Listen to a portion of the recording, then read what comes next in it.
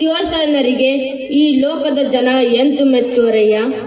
ಊರೊಳಗಿದ್ದರೆ ಉಪಾರಿಕನೆಂಬರು, ಅಡವಿಯೊಳಗಿದ್ದರೆ ಮೃಗನೆಂಬರು, ಹೆಣ್ಣು ಬಿಟ್ಟರೆ ನಪುಂಸಕನೆಂಬರು, ಹೊನ್ನು ಬಿಟ್ಟರೆ ದರಿದ್ರನೆಂಬರು, ಮಣ್ಣು ಬಿಟ್ಟರೆ ಗುರುಪುರ ಕರ್ಮಿ ಎಂಬರು, ಮಾತನಾಡಿದರೆ ಜ್ಞಾನಿಗೆ ತಕ್ಕ ನಯ ಎಂಬರು, ಮಾತನಾಡದಿದ್ದರೆ ಮೂಕನೆಂಬರು, ಸಮತೆಯ ನಾಡಿದರೆ ಅಂಜುವನೆಂಬರು, ನಿಷ್ಠೂರ ಮಾತನಾಡಿದರೆ ನಿಷ್ಠೂರಿ ಎಂಬರು, ವೇಗವಾಗಿ ಮಾತನಾಡಿದರೆ ಅವಸರಿ ಎಂಬರು, ಜೋರಾಗಿ ಮಾತನಾಡಿದರೆ ಒದರುವನೆಂಬರು, ನೀ ಹೇಗಿದ್ದರೂ ಒಂದೆಂಬರು, ನೀ ಹೇಗಿದ್ದರೂ ಒಂದೆಂಬರು.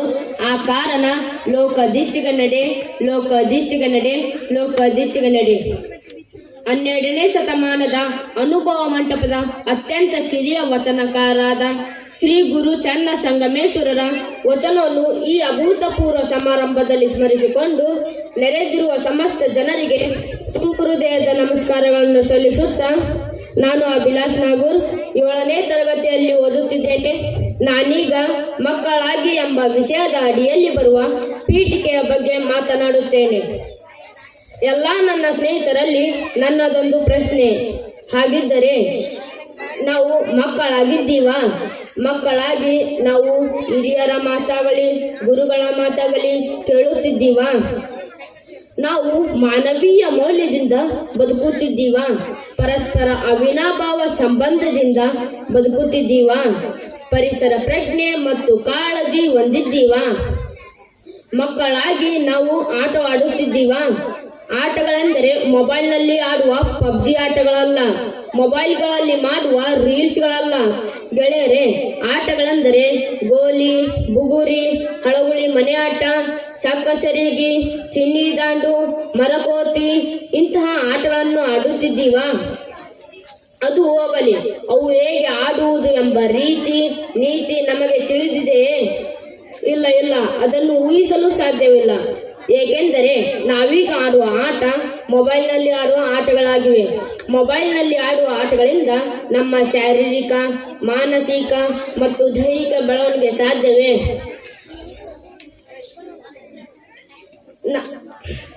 ಕೇಳಿ ಸ್ನೇಹಿತರೆ, ಈಗ ಈ ಆಟಗಳನ್ನು ನೆನೆಸಿಕೊಂಡರೆ ನಮಗೆ ನಾವೇ ಸುತ್ತಲೂ ಜೈಲು ಕಟ್ಟಿಕೊಂಡು ಅಥವಾ ಮೊಬೈಲ್ ಜೈಲು ಕಟ್ಟಿಕೊಂಡು ನಮ್ಮನ್ನು ನಾವು ಮರೆತು ಪ್ರಪಂಚದ ಅರಿವಿಲ್ಲದ ರೀತಿ ಆಡುತ್ತಿಲ್ಲವೇ?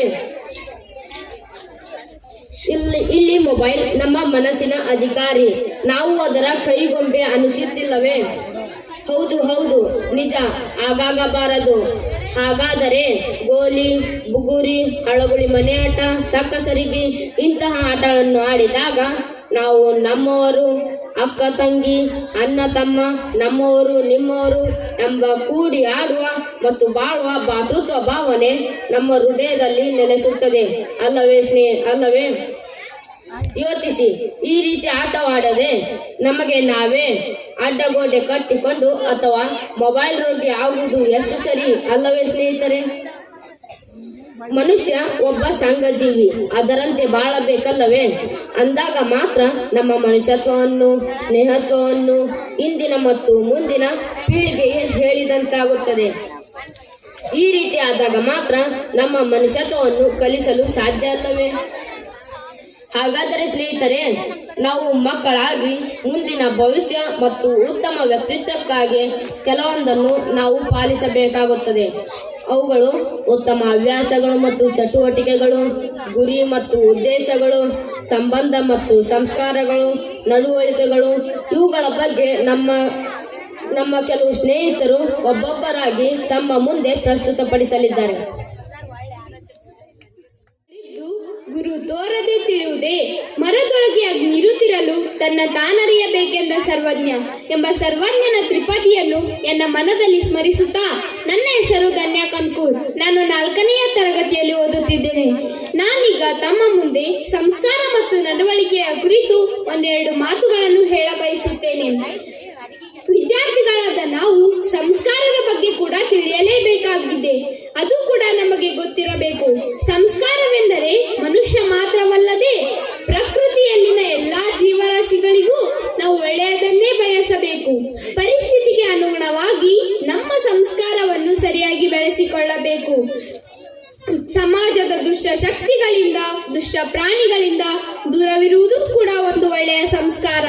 ಸಾರ ಸಜ್ಜನರ ಸಂಘ ಬೇಕಯ್ಯ, ದುರ್ಜನರ ಸಂಘ ಬೇಡವಯ್ಯ ಎಂಬ ವಚನದಂತೆ ನಾವು ಬಾಳಬೇಕು. ನಡತೆ, ಆಚಾರ, ವಿಚಾರ ಎಲ್ಲದರಲ್ಲಿಯೂ ನಾವು ಸಂಸ್ಕಾರವನ್ನು ಸರಿಯಾಗಿ ಬೆಳೆಸಿಕೊಳ್ಳಬೇಕು. ನಡತೆ ನಾವು ಸಂಸ್ಕಾರವನ್ನು ಬೆಳೆಸಿಕೊಳ್ಳಬೇಕು. ಒಳ್ಳೆಯ ಮನುಷ್ಯ ಜನ್ಮವನ್ನು ಪಡೆಯಬೇಕು. ಇತ್ತೀಚಿನ ದಿನಗಳಲ್ಲಿ ನಮ್ಮ ಸಂಸ್ಕಾರಗಳು ಬೇರೆ ರೂಪಕ್ಕೆ ಹೋಗುತ್ತಿವೆ. ನಮಗೆ ಗೊತ್ತಿಲ್ಲದ ಹಾಗೆ ನಾವು ಸಂಸ್ಕಾರವನ್ನು ಮರೆಯುತ್ತಿದ್ದೇವೆ. ಮನ ಬಂದಂತೆ ವರ್ತಿಸುವುದು, ಮನಸ್ಸಿಗೆ ಕಷ್ಟವಾದರೂ ಬೇಡವಾದರೆ ಸರಿಸುವುದು,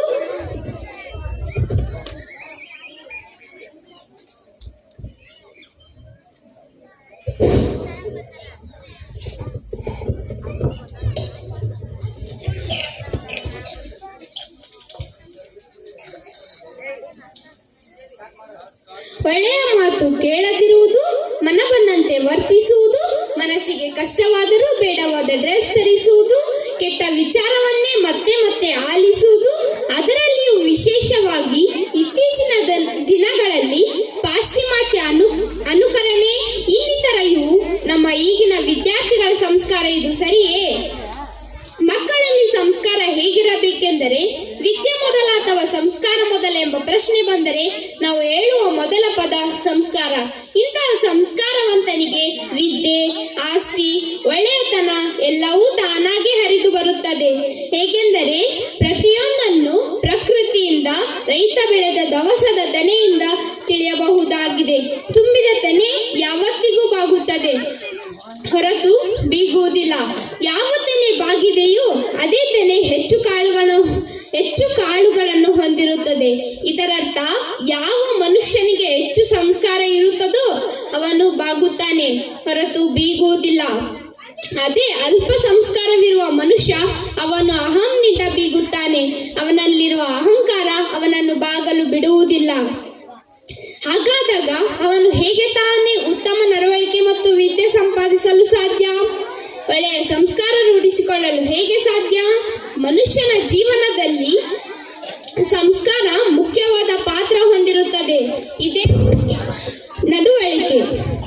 ಸ್ನೇಹಿತರೆ, ಹಾಗೆ ನಡವಳಿಕೆ ಕುರಿತು ಹೇಳಬೇಕೆಂದರೆ, ಆಚಾರವೇ ಸ್ವರ್ಗ, ಅನಾಚಾರವೇ ನರಕ ಎಂಬ ಮಾತಿನಂತೆ ನಮ್ಮ ಆಚಾರ, ವಿಚಾರ, ನಡೆ, ನುಡಿ ಪರಿಶುದ್ಧವಾಗಿದ್ದಾಗ ಅದು ಉತ್ತಮ ನಡವಳಿಕೆಯನ್ನು ತೋರಿಸುತ್ತದೆ.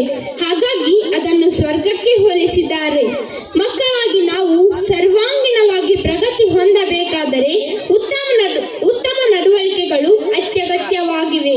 ಆ ನಡವಳಿಕೆಗಳೆಂದರೆ ಪ್ರೀತಿ, ಮಮತೆ, ಸಹಾನುಭೂತಿ, ವಾತ್ಸಲ್ಯ, ಅನುಕಂಪ, ಸ್ವಾಭಿಮಾನ, ಧೈರ್ಯ, ತ್ಯಾಗ, ಅಂತಃಕರಣ, ಸಹಕಾರ, ತಾಳ್ಮೆ, ಶ್ರದ್ಧೆ, ಶಿಸ್ತು, ಏಕಾಗ್ರತೆ, ನಿಷ್ಠೆ, ಛಲ, ಪ್ರಾಮಾಣಿಕತೆ, ಸತತ ಪ್ರಯತ್ನ, ಗೌರವ ಮನೋಭಾವ, ವಿನಯಶೀಲತೆ, ಆಸಕ್ತಿ, ಸೃಜನಾತ್ಮಕತೆ, ಕ್ರಿಯಾಶೀಲತೆ ಈ ಎಲ್ಲ ಅಂಶಗಳನ್ನು ನಮ್ಮ ಜೀವನದಲ್ಲಿ ಅನುಸರಿಸಿದರೆ ನಮ್ಮ ಬಾಳು ಉತ್ತಮವಾಗುತ್ತದೆ. ಮುಂದಿನ ವಿಷಯವನ್ನು ಕುರಿತು ನನ್ನ ಸ್ನೇಹಿತೆ ತನ್ನ ಅಭಿಪ್ರಾಯವನ್ನು ವ್ಯಕ್ತಪಡಿಸಲಿದ್ದಾರೆ. ಧನ್ಯವಾದಗಳು. ನಮಸ್ಕಾರ. ವಸ್ತ್ರಗಳೆಲ್ಲ ಅಗಸನ ಪಾಲು, ಹೂತಿಟ್ಟ ದನವು ಧರಣಿಯ ಪಾಲು, ಸ್ವತ್ತುಗಳೆಲ್ಲ ಮುಂದೆ ಕೂತು ಅತ್ತವರ ಪಾಲು, ಮಗನು ಹಾಕುವ ಪಿಂಡ ಕಾಗೆಯ ಪಾಲು, ಅರಿಯದ ಈ ಜೀವ ಯಮನ ಪಾಲು, ತಾನು ಮಾಡಿದ ಸೇವೆ, ದಾನ, ಧರ್ಮ ಮಾತ್ರ ನಮ್ಮ ಪಾಲು ಎಂಬ ಭಗವದ್ಗೀತೆಯ ಸಾಲುಗಳನ್ನು ಈ ಶುಭ ಸಮಾರಂಭದಲ್ಲಿ ಸ್ಮರಿಸಿಕೊಂಡು ತಮ್ಮೆಲ್ಲರಿಗೂ ನಮಸ್ಕರಿಸುತ್ತಾ, ನನ್ನ ಹೆಸರು ಕೃತಿ ಮೊಗೇರ್, 4ನೇ ತರಗತಿಯಲ್ಲಿ ಓದುತ್ತಿದ್ದೇನೆ. ವಿದ್ಯಾರ್ಥಿಗಳಾದ ನಾವು ಗುರಿಗಳನ್ನು ಹೊಂದಿರಬೇಕು ಅಲ್ವೇ? ಆ ಗುರಿಗಳು ಯಾವ ರೀತಿಯಾಗಿರಬೇಕು ಅಂದ್ರೆ, ಗುರಿ ಅತ್ಯಂತ ಉನ್ನತವಾಗಿರಬೇಕು ಮತ್ತು ಅದನ್ನು ಸಾಧಿಸುವಂತಹ ಛಲ ನಮ್ಮಲ್ಲಿರಬೇಕು. ಡೇವಿಡ್ ಹಾರ್ಟ್ಮನ್ ತರಹ ಛಲಗಾರರಾಗಿರಬೇಕು. ಡೇವಿಡ್ ಹಾರ್ಟ್ಮನ್ ಒಬ್ಬ ಕುರುಡ ವ್ಯಕ್ತಿ. ಅವನು ಹುಟ್ಟು ಕುರುಡನಲ್ಲ. ಕೆಲವೊಮ್ಮೆ ಅವನಿಗೆ ಭಯವಾದಾಗ ಅಮ್ಮ ಸದಾ ನೆರಳಿನಂತೆ ಇರುತ್ತಿದ್ರು. ಅವನ ಅಕ್ಕ ಅವನಿಗೆ ಮಾರ್ಗದರ್ಶಕಳಾಗಿ, ತಂದೆ ಬೆಂಬಲವಾಗಿ ನಿಲ್ಲುತ್ತಿದ್ರು. ಗಾಳಿಯಲ್ಲಿ ತೂರಿ ಬರುವ ಬಾಲನ್ನು ತನ್ನ ಶ್ರವಣ ಶಕ್ತಿಯಿಂದ ಆಲಿಸಿ ಬ್ಯಾಟಿನಿಂದ ನಿಖರವಾಗಿ ಹೊಡೆದು ಒಳ್ಳೆಯ ಬೇಸ್ಬಾಲ್ ಆಟಗಾರನಾದ. ಹಾಗೆ ದೊಡ್ಡವನಾದಾಗ ಕೆಲವು ಯೂನಿವರ್ಸಿಟಿ ಕುರುಡ ಎಂದು ರಿಜೆಕ್ಟ್ ಮಾಡಿದ್ರು. ಕೊನೆಗೊಂದು ಯೂನಿವರ್ಸಿಟಿ ಅವಕಾಶ ಮಾಡಿಕೊಟ್ಟಿತು. ಛಲಬಿಡದೆ ಓದಿ ಒಬ್ಬ ಉತ್ತಮ ಸೈಕಾಲಜಿಸ್ಟ್ ಆದ. ಹೀಗೆ ಎರಡೂ ಗುರಿಯನ್ನ ಸಾಧಿಸಿ ತೋರಿಸಿದ. ಅವನು ಕುರುಡ, ಆದರೆ ನಮಗೇನಾಗಿದೆ? ನಾವು ನಮ್ಮ ಗುರುಗಳು, ಶಿಕ್ಷಕರು ಹೇಳಿದ ಪಾಠವನ್ನು ಲಕ್ಷ್ಯ ಕೊಟ್ಟು ಕೇಳಿ ಸರಿಯಾಗಿ ಅಭ್ಯಾಸವನ್ನು ಮಾಡಬೇಕು. ನಮ್ಮ ಆರೋಗ್ಯವನ್ನು ಸರಿಯಾಗಿ ಕಾಪಾಡಿಕೊಂಡು ಸರಿಯಾಗಿ ಅಭ್ಯಾಸವನ್ನು ಮಾಡಿ ಹೆಚ್ಚಿನ ಜ್ಞಾನವನ್ನು ಪಡೆಯಬೇಕು. ಅಂದಾಗ ಮಾತ್ರ ನಮ್ಮ ಗುರಿ ಸಾಧಿಸಲು ಸಾಧ್ಯವಾಗುತ್ತದೆ. ಈ ನಿಟ್ಟಿನಲ್ಲಿ ನಾವೆಲ್ಲರೂ ಶ್ರಮಿಸೋಣ, ಗುರಿಯನ್ನು ಮುಟ್ಟೋಣ ಎಂದು ಹೇಳುತ್ತಾ ನನ್ನ ಮುಂದಿನ ವಿಷಯದ ಬಗ್ಗೆ ಮಾತನಾಡಲು ನನ್ನ ಸ್ನೇಹಿತರಿಗೆ ವೇದಿಕೆ ಮಾಡುತ್ತೇನೆ. ಧನ್ಯವಾದಗಳು ಎಲ್ಲರಿಗೂ. ಮಾಡಿದೆನೆಂಬುದು ಮನದಲ್ಲಿ ಹೊಳೆದರೆ ಏಡಿಸಿ ಕಾಡಿತ್ತು ಶಿವನ ಡಂಗೂರ. ಮಾಡಿದೆನೆನ್ನದಿರಾ ಲಿಂಗಕ್ಕೆ, ಮಾಡಿದೆನೆನ್ನದಿರಾ ಜಂಗಮಕ್ಕೆ, ಬೇಡಿದ್ದನಿವನು ಕೂಡಲ ಸಂಗಮ ದೇವ ಎಂಬ ಬಸವಣ್ಣವರನ ವಚನವನ್ನು ಇಲ್ಲಿ ಹೃದಯ ಮಂದಿರದಲ್ಲಿ ನೆನಪಿಸಿಕೊಂಡು, ನನ್ನ ಹೆಸರು ಅನ್ನಪೂರ್ಣ ಗೌಡರ್, 6ನೇ ತರಗತಿಯಲ್ಲಿ ಓದುತ್ತಿದ್ದೇನೆ. ಇಲ್ಲಿ ನೆರೆದಿರುವ ತಮ್ಮೆಲ್ಲರಿಗೂ ನನ್ನ ಭಕ್ತಿಪೂರ್ವಕ ನಮನಗಳು. ಈಗ ನಾನು ಮಕ್ಕಳಾಗಿ ವಿಷಯದ ಅಡಿಯಲ್ಲಿ ಬರುವ ಉದ್ದೇಶಗಳ ಕುರಿತು ಮಾತನಾಡುತ್ತೇನೆ. ಉದ್ದೇಶವೆಂದರೆ ಒಳ್ಳೆಯದಾಗಿರಬೇಕು. ಅದು ಹೇಗೆಂದರೆ ಉತ್ತಮ ಮತ್ತು ಉದಾತ್ತವಾಗಿರಬೇಕು. ವಿದ್ಯಾರ್ಥಿಗಳಾದ ನಾವು ಉತ್ತಮ ಮಟ್ಟದ ಉದ್ದೇಶಗಳನ್ನು ಹೊಂದಿರಬೇಕು. ಅಂದರೆ ಓದುವ, ಬರೆಯುವ, ತಿಳಿದುಕೊಳ್ಳುವ ವಿಷಯ ಪಠ್ಯಪುಸ್ತಕಕ್ಕೆ ಸೀಮಿತವಾಗಿರದೆ ಹೆಚ್ಚಾಗಿರಬೇಕು. ಓದುವುದರ ಜೊತೆಗೆ ನಾವು ಕತೆ, ಕಾದಂಬರಿ, ಪುಸ್ತಕ ಮತ್ತು ನಾಟಕಗಳನ್ನು ಓದುವ ಮತ್ತು ಅದನ್ನು ಅನುಭವಿಸುವ ಕಲೆ ನಮ್ಮಲ್ಲಿರಬೇಕು. ನಮ್ಮ ಉದ್ದೇಶ ಸಕಾರಾತ್ಮಕ ಯೋಚನೆ ಮತ್ತು ಎಲ್ಲರಿಗೂ ಒಳ್ಳೆಯದನ್ನೇ ಬಯಸುವುದಾಗಿರಬೇಕು. ಅದು ಹೇಗೆಂದರೆ, ದ್ವಾಪರ ಯುಗದಲ್ಲಿ ಧರ್ಮರಾಯನು ಹೇಗೆ ತನ್ನ ತಮ್ಮಂದಿರನ್ನು ಯಕ್ಷನಿಂದ ಬದುಕಿಸಿಕೊಂಡನೋ ಅದೇ ರೀತಿಯಾಗಿರಬೇಕು.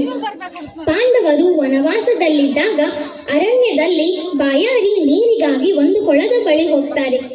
ಆ ಕೊಳದಿಂದ ಒಂದು ಅಶರೀರವಾಣಿ ಬಂದು, ನಾ ಕೇಳುವ ಪ್ರಶ್ನೆಗಳಿಗೆ ಉತ್ತರ ಕೊಡಿ, ಇಲ್ಲವಾದರೆ ನಿಮ್ಮ ಪ್ರಾಣ ಹಾನಿಯಾಗುತ್ತದೆ ಎಂದು ಎಚ್ಚರಿಸಿತು.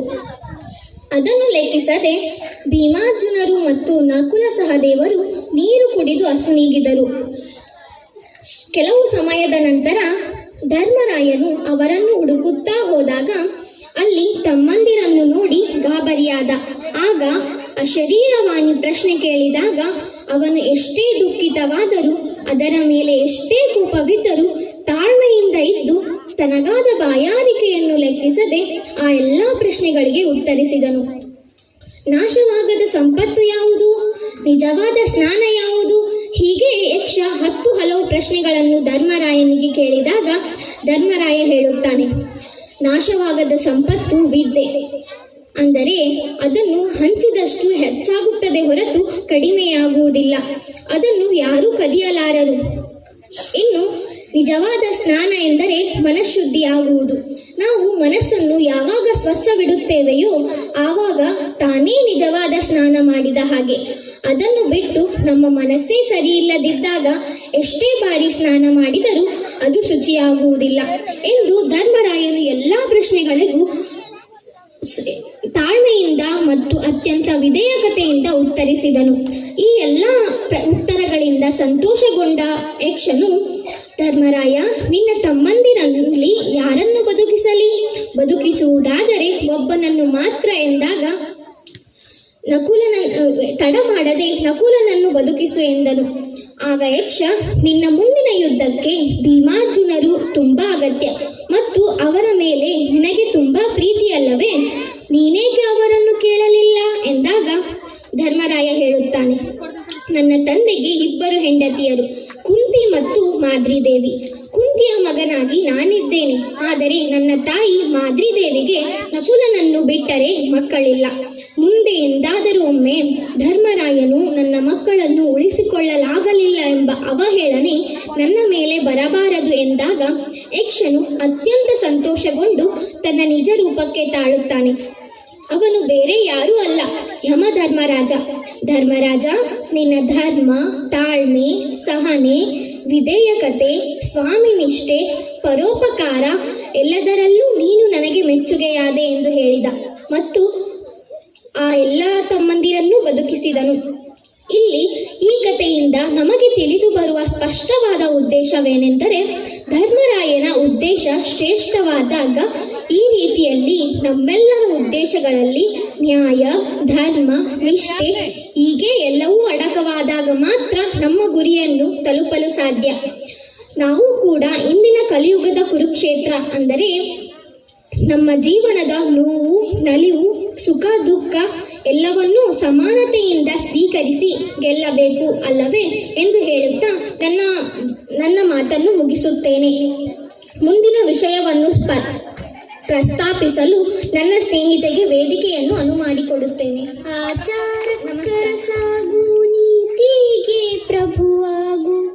ಆಚಾರಕ್ಕರ ಸಾಗು, ನೀತಿಗೆ ಪ್ರಭುವಾಗು. ಮಾತಿನಲ್ಲಿ ಚೂಡಾಮಣಿಯಾಗು, ಮಾತಿನಲ್ಲಿ ಚೂಡಾಮಣಿಯಾಗು. ನನ್ನ ಕಂದ ಜ್ಯೋತಿಯೇ ಆಗು ಜಗಕ್ಕೆಲ್ಲ, ಜ್ಯೋತಿಯೇ ಆಗು ಜಗಕ್ಕೆಲ್ಲ. ಈ ಜಾನಪದ ಸಾಲುಗಳನ್ನು ಈ ಸಂದರ್ಭದಲ್ಲಿ ನೆನಪಿಸಿಕೊಳ್ಳುತ್ತಾ ನಾನು ಜವೇರಿಯಾ ಗಡಾದ್ 5ನೇ ತರಗತಿಯಲ್ಲಿ ಓದುತ್ತಿದ್ದೇನೆ.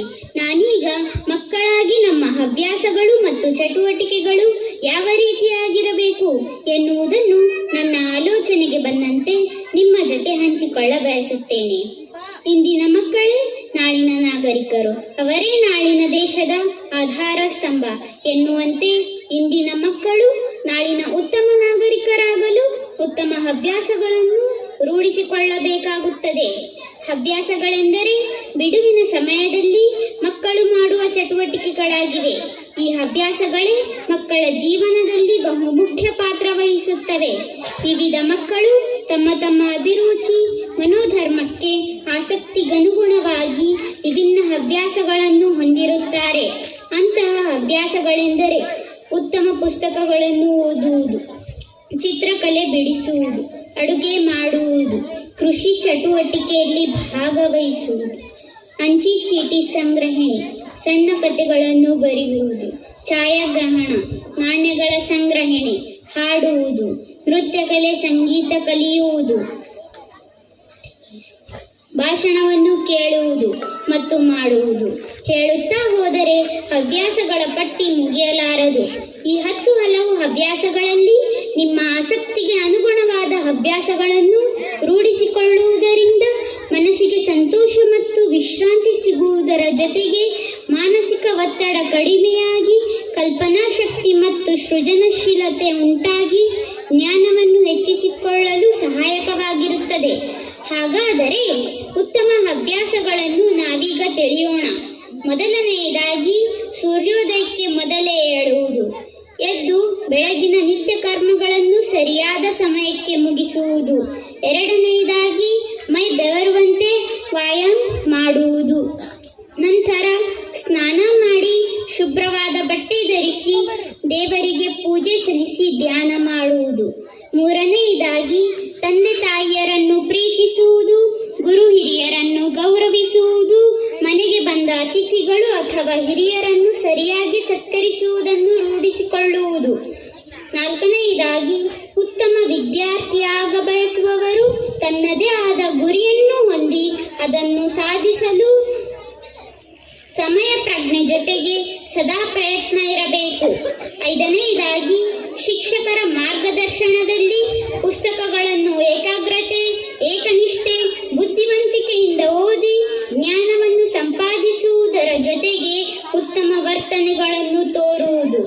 ಕೊನೆಯದಾಗಿ ವಿದ್ಯಾರ್ಥಿಗಳಾದ ನಾವು ನಮ್ಮ ಓದು ಕೇವಲ ಸರ್ಕಾರಿ ಕೆಲಸ ಗಳಿಸಲು ಮಾತ್ರ ಸೀಮಿತವಾಗಿರದೆ ಸ್ವಂತ ಉದ್ದಿಮೆ, ಮಾಡುವ ಮಹದಾಸಿ ನಮ್ಮದಿರಬೇಕು. ಹೌದು, ಒಟ್ಟಾರೆಯಾಗಿ ಭವಲೋಕದಲ್ಲಿ ಏನನ್ನು ಸಾಧಿಸಬೇಕಾದರೂ ಮೊದಲು ಅದನ್ನು ಭಾವಲೋಕದಲ್ಲಿ ಬಿತ್ತಬೇಕು ಎನ್ನುವ ಕುವೆಂಪು ಅವರ ವಾಣಿಯಂತೆ ನಾವು ನಮ್ಮ ಹವ್ಯಾಸಗಳನ್ನು ಹಾಗೂ ಚಟುವಟಿಕೆಗಳನ್ನು ನಮ್ಮ ಭಾವನೆಯಲ್ಲಿ ಬಿತ್ತಿ ಅದು ಹೆಮ್ಮರವಾದಾಗ ಉತ್ತಮ ಮಕ್ಕಳಾಗುವುದರಲ್ಲಿ ಸಂದೇಹವೇ ಇಲ್ಲ ಎಂದು ಹೇಳುತ್ತಾ ನನ್ನ ಮಾತನ್ನು ಮುಗಿಸುತ್ತೇನೆ. ಮುಂದಿನ ವಿಷಯವನ್ನು ನನ್ನ ಸ್ನೇಹಿತೆ ವೇದಿಕೆಯನ್ನು ಅಲಂಕರಿಸುತ್ತಾಳೆ. ಮನೆಯ ಕಿಟಕಿಯಂತೆ ತೆರೆದರೆ ಬೆಳಕು, ಇಲ್ಲದಿದ್ದರೆ ಕತ್ತಲು. ಹಾಗೆಯೇ ಶ್ರಮಪಟ್ಟರೆ ಸುಖ, ಇಲ್ಲದಿದ್ದರೆ ದುಃಖ. ಎಲ್ಲವೂ ನಮ್ಮ ಕೈಯಲ್ಲಿದೆ ಎನ್ನುವ ಸುಂದರ ಸುಭಾಷಿತವನ್ನು ನೆನಪಿಸಿಕೊಳ್ಳುತ್ತಾ, ನನ್ನ ಹೆಸರು ವೈಷ್ಣವಿ ನಾಗೂರ್. ನಾನು 6ನೇ ತರಗತಿಯಲ್ಲಿ ಓದುತ್ತಿದ್ದೇನೆ. ನೆರೆದಿರುವಂತಹ ನಿನ್ನೆಲ್ಲ ಪಾಲಕರಲ್ಲಿ ಒಂದೆರಡು ಪ್ರಶ್ನೆ. ನೀವು ಮೊಬೈಲ್ ಇಲ್ಲದೆ ಅಥವಾ ಮೊಬೈಲ್ ಅನ್ನು ಬಿಟ್ಟು 1 ತಾಸು ಇರಲು ಸಾಧ್ಯವೇ? ಮೊಬೈಲ್ ಅನ್ನು ನಾವು ಬಳಸಕತ್ತು ಎಷ್ಟು ವರ್ಷ ಆಯಿತು? 10 ವರ್ಷ, 15 ವರ್ಷ, 20 ವರ್ಷ. ಸರಿ, ಹಾಗಾದರೆ ಒಂದು 20 ವರ್ಷ ಅಂತ ತಿಳ್ಕೊಳ್ಳೋಣ. ಈ 20 ವರ್ಷದ ಹಿಂದೆ ನಾವೆಲ್ಲರೂ ಈ ಮೊಬೈಲ್ ಇಲ್ಲದೇನೆ ನಿರಾಳವಾಗಿ, ನಿಶ್ಚಿಂತೆಯಿಂದ ಮತ್ತು ನೆಮ್ಮದಿಯಿಂದ ಬದುಕಿದ್ದೇವಲ್ಲವೇ? ಆದರೆ ಈ ಇತ್ತೀಚಿನ 10 ರಿಂದ 20 ವರ್ಷಗಳ ಈ ಅವಧಿಯಲ್ಲಿ ಈ ಮೊಬೈಲ್ ಎನ್ನುವುದು ನಮ್ಮೆಲ್ಲರನ್ನು ಎಂತಹ ಮಂತ್ರಮುಗ್ಧರನ್ನಾಗಿಸಿದ ಪರಿ ನೋಡಿದರೆ ನಮಗೆ ಹಿಡಿದಿರುವ ಮೊಬೈಲ್ಗಳಿನ ಬಗ್ಗೆ ನಾವು ಚಿಂತಿಸಬೇಕಾಗುತ್ತದೆ. ಬದುಕನ್ನು ಸುಲಭವಾಗಿಸಲು, ಹೆಚ್ಚು ಆನಂದಿಸಲೆಂದೇ ತಯಾರುಗೊಂಡಿರುವ ತಂತ್ರಜ್ಞಾನವೊಂದು ಇಂದು ಹುಟ್ಟಿದ ಮಕ್ಕಳಿಂದ ಹಿಡಿದು ವಯೋವೃದ್ಧರಿಗೂ ಆಕರ್ಷಣೆಯಾಗಿದೆ. ಎಂದೆಷ್ಟೇ ಆಗಿದ್ದರೆ ಪರವಾಗಿರಲಿಲ್ಲ, ಆದರೆ ನಾವು ನಿಯಂತ್ರಣ ಮಾಡುವ ಪುಟ್ಟ ಸಾಧನವೊಂದು ಇಂದು ನಮ್ಮನ್ನೇ ನಿಯಂತ್ರಣ ಮಾಡುವ ಹಂತಕ್ಕೆ ತಲುಪಿರುವುದು ದುಗುಡವೇ ಸರಿ. ಇದು ಆತಂಕದ ವಿಷಯ. ನಿಜ ಹೌದೋ ಅಲ್ವೋ? ಹೋಮ್ವರ್ಕ್ನ ನೆಪದಲ್ಲಿ ದುರುಪಯೋಗ ಮಾಡಿಕೊಳ್ಳುತ್ತಿದ್ದೇವೆ. ಇತ್ತೀಚಿನ ಬೆಳವಣಿಗೆಯಲ್ಲಿ ಗಮನಿಸುವುದಾದರೆ ಎಲ್ಲಾ ಕೌಟುಂಬಿಕರು ಸೇರುವ ಮದುವೆಯಂತಹ ಸಂಭ್ರಮಾಚರಣೆಯಲ್ಲಿ ಉಭಯ ಕುಶಲ ಪರಿ ಕಡಿಮೆಯಾಗಿದೆ. ಚಾಟಿಂಗ್ ಮತ್ತು ಗೇಮಿಂಗ್ ಜಾಸ್ತಿಯಾಗಿದೆ. ಒಂದೆರಡು ಅಕ್ಷರ ಟೈಪ್ ಮಾಡಿದ ತಕ್ಷಣ ಮುಂದಿನ ಅಕ್ಷರಗಳೊಂದಿಗೆ ಊಹಾತ್ಮಕ ಪದಗಳನ್ನು ತೋರಿಸಬಲ್ಲ ಸ್ಮಾರ್ಟ್ಫೋನ್ ಇರುವಾಗ ನಮ್ಮ ನೈಜ ಚಾಣ್ಮೆಯನ್ನು ಈ ಕೃತಕ ಬುದ್ಧಿಮತ್ತೆ ವ್ಯಾಪಿಸಿಕೊಂಡು ಬಿಟ್ಟಿದ್ದೆ. ಆದರೆ ಇಂಟರ್ನೆಟ್ನಲ್ಲಿರುವುದೆಲ್ಲವೂ ಸತ್ಯವಲ್ಲ ಎಂಬ ಹೇಳಬೇಕಾದವರೇ ಮಕ್ಕಳು ಮೊಬೈಲ್ ನೋಡಲಿ ಎಂಬ ನಿರ್ಲಕ್ಷ್ಯ ಭಾವನೆ ತಳೆದುದರ ಪರಿಣಾಮ ನಾವಿಂದು ಕಾಣುತ್ತಿದ್ದೇವೆ. ಅಮ್ಮ ಅಮ್ಮ ಅಮ್ಮ, ಎಲ್ಲಿ ನೋಡಿದರೂ ಮೊಬೈಲ್. ಕಿರಿಹಿರಿಯರ ಕೈಯಲ್ಲೂ ಮೊಬೈಲ್. ವಾಟ್ಸಪ್ ಅಂತೆ, ಫೇಸ್ಬುಕ್ ಅಂತೆ, ಟ್ವಿಟರ್, ಹಲೋ ಗೇಮುಗಳಂತೆ, ಮೆಸೇಜ್ ಅಲ್ಲಿ ಆತ್ಮೀಯ ಸ್ನೇಹಿತರಂತೆ, ಎದರು ಬಂದರೂ ಮಾತಿಲ್ಲವಂತೆ. ಯಾಕಿಷ್ಟು ಫೋಟೋ ಹುಚ್ಚು? ನೈಜತೆಗೆ ಬೆಲೆಯೂ ಹೆಚ್ಚು. ಸೆಲ್ಫಿ ತೆಗೆಯಲು ಸಾಹಸವಂತೆ, ಎಚ್ಚರ ತಪ್ಪಿ ನಡೆದರೆ ಸಾವಂತೆ. ಓದುವೆನು ನಾನು ಬಗೆ ಬಗೆ ಪುಸ್ತಕ, ಜ್ಞಾನದಿಂದ ತುಂಬುವೆನು ನನ್ನ ಮಸ್ತಕ. ನನಗೇ ಬೇಕಿಲ್ಲ ಈ ಮೊಬೈಲ್ಗಳು, ಅದರಿಂದ ಅಮೂಲ್ಯ ಜೀವನವೇ ಹಾಳು. ನಾವು ಆಧುನಿಕ ಯುಗದಲ್ಲಿ ಯಂತ್ರಗಳಿಗೆ ದಾಸರಾಗುವುದಕ್ಕಿಂತ ನಮ್ಮ ಅಂಕೆಯಲ್ಲಿ ಯಂತ್ರಗಳನ್ನು ಇರಿಸಿಕೊಂಡು ಮುಂದುವರೆಯುವುದನ್ನು ರೂಢಿಸಿಕೊಳ್ಳಬೇಕಾಗಿದೆ. ಈಗ ನನ್ನ ಮುಂದಿನ ವಿಷಯವನ್ನು ನಮ್ಮ ಸ್ನೇಹಿತೆ ಮುಂದುವರಿಸಿಕೊಂಡು ಹೋಗುತ್ತಾಳೆ. ಧನ್ಯವಾದವಿಲ್ಲ, ಎಲ್ಲಿಗೆ ಮುಟ್ಟಬೇಕು ಅನ್ನೋದು ಮಾತ್ರ ನಮ್ಮ ಕೈಯಲ್ಲಿ ಇರುತ್ತದೆ ಎಂಬ ಹಿತನುಡಿಯನ್ನು ನನ್ನ ಮನದಲ್ಲಿ ಸ್ಮರಿಸುತ್ತಾ ನಾನು ಲಕ್ಷ್ಮೀ ತುಪ್ಪದ್ 7ನೇ ತರಗತಿಯಲ್ಲಿ ಓದುತ್ತಿದ್ದೇನೆ. ನಾನೀಗ ಮಕ್ಕಳ ಕೊರಗು ಎಂಬ ವಿಷಯವನ್ನು ತಮ್ಮ ಮುಂದೆ ವ್ಯಕ್ತಪಡಿಸುತ್ತೇನೆ. ಮನೆಯಲ್ಲಿ ಅಜ್ಜ, ಅಜ್ಜಿ, ದೊಡ್ಡಪ್ಪ, ದೊಡ್ಡಮ್ಮ, ಚಿಕ್ಕಪ್ಪ, ಚಿಕ್ಕಮ್ಮ ಅವರ ಮಕ್ಕಳು ಎಲ್ಲರೂ ಇದ್ದು ಇಲ್ಲದಂತೆ ನಾವು ಬದುಕುತ್ತಿರುವುದು ಕೂಡ ಒಂದು ಕೊರಗು. ಅಂದರೆ ಸಂಬಂಧದ ಮಹತ್ವ ನಮಗೆ ತಿಳಿಸದೇ ಇರುವುದು. ಪಾಲಕರೇ, ಹಿಂದೆ ನಿಮಗೆಲ್ಲ ನಿಮ್ಮ ತಂದೆ ತಾಯಿ, ಅಜ್ಜ ಅಜ್ಜಿಯರ ಮೂಲಕ ಅವರು ಹೇಳಿದಂತಹ ಕತೆ, ಹಾಡು, ಒಗಟು, ಭಜನೆ ಇತ್ಯಾದಿಗಳಿಂದ, ಅವುಗಳ ಪ್ರಭಾವದಿಂದಾಗಿ ನೀವು ನೈತಿಕ ಮೌಲ್ಯವನ್ನು ಪಡೆದು ನಿಮ್ಮ ಬದುಕನ್ನು ನಿರಾಳವಾಗಿ, ನಿರಾತಂಕವಾಗಿ ನಡೆಸಿಕೊಂಡು ಬಂದಿದ್ದೀರಿ. ಇಂತಹ ಮೌಲ್ಯಯುತ ಜೀವನ ನಮಗೆ ನಿಮ್ಮಿಂದಾಗಲಿ ಅಥವಾ ಅಜ್ಜ ಅಜ್ಜಿಯರಿಂದಾಗಲಿ ಸಿಗುತ್ತಿದೆಯೇ? ಪಾಲಕರೇ, ನಮ್ಮ ಬಗ್ಗೆ ನಿಮ್ಮ ಕಾಳಜಿಯನ್ನು ಎಂದರೆ ಹುಟ್ಟುಹಬ್ಬಕ್ಕೆ ಹೊಸ ಬಟ್ಟೆ ಕೊಡಿಸುವುದು, ಸ್ಕೂಲ್ ಫೀಸ್ ಕಟ್ಟುವುದು, ಹಾಗೆ ನಾವು ಏನನ್ನಾದರೂ ಹಠ ಮಾಡಿ ಅನಗತ್ಯವಾಗಿ ಕೇಳಿದಾಗ ಅದನ್ನು ಕೊಡಿಸುವುದು.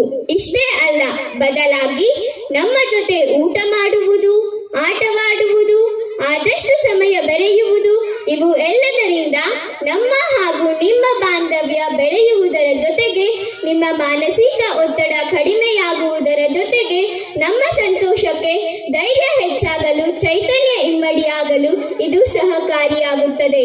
ಆದರೆ ಇವು ಯಾವೂ ಆಗದಿದ್ದರೆ ಇದು ಕೂಡ ನಮ್ಮ ಒಂದು ಕೊರಗು. ವೇಗದ ಮತ್ತು ಯಾಂತ್ರಿಕ ಬದುಕಿನ ದಿನಮಾನಗಳಲ್ಲಿ ತಂದೆ ತಾಯಿಯರು ದುಡಿಯಲು ಹೋಗಿ ಮತ್ತು ಸಮಯ ಮೀರಿ ಮನೆಗೆ ಬರುವುದರಿಂದ ನಮ್ಮ ಹಾಗೂ ತಂದೆ ತಾಯಿಯರ ಮಧ್ಯೆ ಸಮಯದ ಅಂತರ ಹೆಚ್ಚಾಗಿ ನಾವು ನಿಮ್ಮೊಂದಿಗೆ ಬೆರೆಯುವಿಕೆಯೂ ಕ್ಷೀಣಿಸಿದೆ. ದಯವಿಟ್ಟು ಪಾಲಕರೇ, ನಮಗೂ ನಿಮ್ಮ ಜೊತೆ ಬರೆಯಲು ಸಮಯವನ್ನು ನೀಡಿ. ಹಾಗೆ ನಮ್ಮ ಓದು ಬರಹದಲ್ಲಿ ನೀವು ಕೂಡ ಭಾಗಿಯಾಗಿ ನಮ್ಮಲ್ಲಿ ಧನಾತ್ಮಕ ಚಿಂತನೆ ಹಾಗೂ ಧೈರ್ಯವನ್ನು ತುಂಬುವಂತಹ ಕೆಲಸ ನಿಮ್ಮಿಂದಾಗಬೇಕಾಗಿದೆ. ನಮ್ಮ ಜೊತೆಯಲ್ಲಿ ಇರುವ ಅಲ್ಪ ಸಮಯದಲ್ಲಿಯೇ ಮೊಬೈಲ್ ಬಳಸುವುದನ್ನು ಬಿಟ್ಟು ನಮಗೆ ಉತ್ತಮ ನೀತಿಕತೆಯನ್ನು ಹೇಳುವುದರ ಮೂಲಕ ನಮ್ಮಲ್ಲಿ ಒಳ್ಳೆಯ ನೈತಿಕ ಮೌಲ್ಯ, ವೈಚಾರಿಕ ಪ್ರಜ್ಞೆ, ಜಾಗೃತಿ ಮನೋಭಾವ ಬೆಳೆಸುವಲ್ಲಿ ನಿಮ್ಮ ಪಾತ್ರ ಬಹುಮುಖ್ಯವಾದದ್ದು. ವಿದ್ಯಾರ್ಥಿಗಳಾದ ನಾವು ಹಾಗೂ ಮನುಷ್ಯರು ಎಲ್ಲರೂ ಒಂದೇ, ಅಂದರೆ ಸಮಾನರಲ್ಲವೇ? ನಮಗೆ ಬೇಕಾದ ಅರ್ಹತೆ ನಮಗೆ, ಪಾಲಕರಿಗೆ ಬೇಕಾದ ಗೌರವ ಅವರಿಗೆ. ಹೀಗಿದ್ದಾಗ ನಮ್ಮಲ್ಲಿ ಏಕೆ ಹೋಲಿಕೆ? ಉದಾಹರಣೆ, ನಮ್ಮ ಬೆರಳುಗಳನ್ನು ತೆಗೆದುಕೊಳ್ಳಿ ನೋಡಿ. ಒಂದು ಸಾರಿ ಎಲ್ಲಾ ಬೆರಳುಗಳನ್ನು ಏರುಪೇರು ಇಲ್ಲವೇ? ಅಂದರೆ ಎತ್ತರದಲ್ಲಿ, ಗಾತ್ರದಲ್ಲಿ ಸಮನಾಗಿಲ್ಲ ಅಲ್ಲವೇ? ಪಾಲಕರೇ, ನಾವೆಲ್ಲ ವಿದ್ಯಾರ್ಥಿಗಳು ಒಂದೇ. ಪ್ರತಿಯೊಬ್ಬರೂ ಅವರವರಲ್ಲಿ ಜ್ಞಾನ, ಕಲೆ, ವಿದ್ಯೆ ಎಲ್ಲವನ್ನೂ ಹೊಂದಿರುತ್ತಾರೆ. ಆದರೆ ಪಾಲಕರು ತಮ್ಮ ಮಕ್ಕಳನ್ನ ಇನ್ನೊಬ್ಬ ಮಕ್ಕಳ ಜೊತೆ ಸದಾ ಹೋಲಿಕೆ ಮಾಡುತ್ತಾರೆ. ಪಾಲಕರಾದ ನೀವು ನಮ್ಮ ಪ್ರತಿಭೆ ಗುರುತಿಸಿ ಅದಕ್ಕೆ ಸೂಕ್ತ ಪ್ರೋತ್ಸಾಹ ನೀಡಬೇಕಾಗಿದೆ. ಅದಕ್ಕಾಗಿ ನಮ್ಮಲ್ಲಿ ಹೋಲಿಕೆ ಬೇಡ. ಒಟ್ಟಾರೆಯಾಗಿ ನಮ್ಮೆಲ್ಲ ಕೊರಗನ್ನು ಇಲ್ಲಿಯ ತನಕ ಕೇಳಿದರಲ್ಲವೇ? ನೀವು ನಮ್ಮ ಜೊತೆಗೆ ಪ್ರೀತಿಯಿಂದ ಬೆರೆತಾಗ ನಮ್ಮಲ್ಲಿ ಪ್ರೀತಿ, ವಾತ್ಸಲ್ಯ, ಮಮಕಾರ ಮತ್ತು ಮಾನವೀಯ ಗುಣ ಬೆಳೆಯುತ್ತೆ ಅಲ್ಲವೇ ಎಂದು ಹೇಳುತ್ತಾ ನನ್ನ ಮಾತನ್ನು ಮುಗಿಸುತ್ತಿದ್ದೇನೆ. ಧನ್ಯವಾದಗಳು. ನನ್ನ ಸ್ನೇಹಿತರು ಈಗಾಗಲೇ ಎಷ್ಟೊಂದು ವಿಷಯಗಳನ್ನು ಪ್ರಸ್ತಾಪಿಸಿದ್ದಾರೆ. ಒಂದೊಂದು ವಿಷಯ ಒಂದೊಂದು ಆಯಾಮ ಪಡೆದುಕೊಂಡಿದೆ. ಈಗಿನ ವಾತಾವರಣದಲ್ಲಿ ಒಂದಲ್ಲ ಒಂದು ರೀತಿಯಲ್ಲಿ ದುಡುಕಿದ್ದೇವೆ, ತಪ್ಪಿದ್ದೇವೆ ಎನ್ನಿಸುತ್ತದೆ ಅಲ್ಲವೇ? ಹಾಗಾದರೆ ಇನ್ನು ಮುಂದೆ ಎಚ್ಚರಿಕೆಯಿಂದ ಇರೋಣ. ಹೇಗೆಂದರೆ ಒಂದು ಉದಾಹರಣೆ ಮೂಲಕ ಹೇಳುತ್ತೇನೆ, ಕೇಳಿ. ಒಬ್ಬ ಕುಂಬಾರನು ಮಡಿಕೆ ಮಾಡುವಾಗ ಮಣ್ಣನ್ನು ಹದಗೊಳಿಸಲು ಎಷ್ಟೋ ಪ್ರಯತ್ನ ಪಡುತ್ತಾನೆ. ಆತನ ಪ್ರಯತ್ನದಲ್ಲಿ ಆ ಮಣ್ಣು ಕೆಲವು ನೋವನ್ನು ಅನುಭವಿಸುತ್ತದೆ. ಕೊನೆಗೆ ಆ ಕುಂಬಾರ ಮಡಿಕೆ ಮಾಡುವಾಗ ಆ ಮಣ್ಣನ್ನು ಕೇಳುತ್ತಾನೆ, ನೀ ಏನಾಗಬೇಕೆಂದಿರುವೆ? ಆಗ ಅಲ್ಲಿ ಸುತ್ತಮುತ್ತಲಿರುವ ಜನರು, ಆ ಮಣ್ಣಿಗೆ ಏಕೆ ನೀನು ಹಾಗೆ ಕೇಳುವೆ? ಅದು ಮಡಿಕೆ ಆಗುವುದು ತಾನೆ ಎಂದು ಹೇಳುತ್ತಾರೆ. ಆಗ ಆ ಕುಂಬಾರ ಹೇಳಿದನಂತೆ, ಹೌದು, ನಾನು ಮಡಿಕೆ ಮಾಡುತ್ತೇನೆ, ಆದರೆ ಆ ಮಣ್ಣಿಗೂ ಒಳ್ಳೆಯ ಮಡಿಕೆ ಆಗಬೇಕು ಎಂಬ ಆಸೆ, ಆಕಾಂಕ್ಷೆ ಇರಬೇಕು ಅಲ್ಲವೇ? ಅಲ್ಲದೆ ಅದು ನೋವು ಎಂದುಕೊಂಡು ನಾನೇಕೆ ಮಡಿಕೆ ಆಗಬೇಕು ಎಂದರೆ ಮಡಿಕೆ ಮಾಡುವಾಗ ಅದು ಒಡೆದು ಹೋದರೆ ಅದರಿಂದ ಏನು ಪ್ರಯೋಜನ? ಮಿತ್ರರೇ, ನಾವೆಲ್ಲ ಒಂದು ಮಣ್ಣಿನ ಹಾಗೆ. ನಮ್ಮನ್ನು ಹದಗೊಳಿಸುವವರು ಶಿಕ್ಷಕರು ಮತ್ತು ಪಾಲಕರು. ಅವರು ಬೈದರು, ಒಡೆದರು ಅದನ್ನು ತಪ್ಪೆಂದು ಭಾವಿಸಿದರೆ ನಾವೆಂದು ಉತ್ತಮ ವಿದ್ಯಾರ್ಥಿಗಳಾಗಲು ಸಾಧ್ಯವಿಲ್ಲ, ಹಾಗೂ ಉತ್ತಮ ಪ್ರಜೆಗಳಾಗಲು ಹೇಗೆ ಸಾಧ್ಯ ತಿಳಿಯುತ್ತಲ್ಲವೇ? ನಾವೆಲ್ಲರೂ ಸರಿಯಾಗಿ ತಿಳಿದುಕೊಂಡು ಹೋಗೋಣ ಎನ್ನುತ್ತಾ ಕ್ಷಮೆ ಮತ್ತು ಧನ್ಯವಾದ ತುಂಬಾ ಚಿಕ್ಕ ಪದಗಳು ಎಂದು ಅನಿಸಿದರೂ ಎಷ್ಟೋ ಸಂಬಂಧಗಳು ಒಡೆಯದಂತೆ ನೋಡಿಕೊಳ್ಳುವಲ್ಲಿ ಅತಿ ದೊಡ್ಡ ಪಾತ್ರ ವಹಿಸುತ್ತದೆ ಎಂದು ಹೇಳುತ್ತಾ ನನ್ನ ಮಾತಿಗೆ ಪೂರ್ಣ ವಿರಾಮ ನೀಡುತ್ತೇನೆ. ನಮಸ್ಕಾರಗಳು.